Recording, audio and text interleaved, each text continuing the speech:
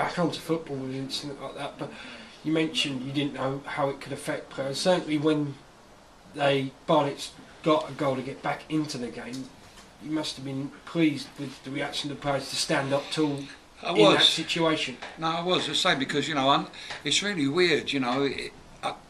If someone had said to me sort of before this, oh, if that happens in a game, you know it's really going to affect you, I'd have gone, it wouldn't.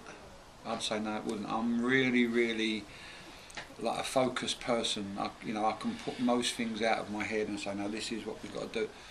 But I couldn't. I couldn't. You know what? If I look back now, I'd have probably been better going and standing over the other side, away from where the incident happened, and just the atmosphere in, because there was like a. It was hard to explain. It was as though the temperature had come down colder. It was as though the crowd had got quieter.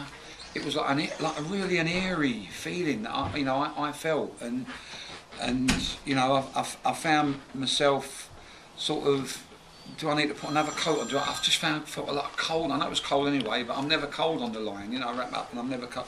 But I just found it a really eerie situation. I'm not saying players did or didn't, but you know, I did, and I think my staff were the same. You know, because you know, all I could, you know, try. If the game stopped for any reason, all I could see was the incident, and I've got it so clearly in my mind.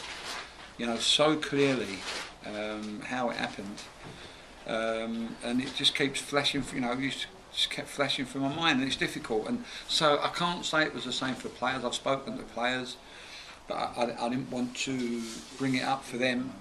You know, I just spoke about, we went there to do a job. It was fantastic in the first half. We had to dig in second half. The incident, you know, happened, and we've had to come to terms with that. Well done, everyone, and I've moved on. And said to them that all we can do now is, you know, we can't do anything now that will change, you know, Smudger's situation. But what we can do, we can put a smile on his face with our results, and you know, keep him in good spirits. That's what we've got to do.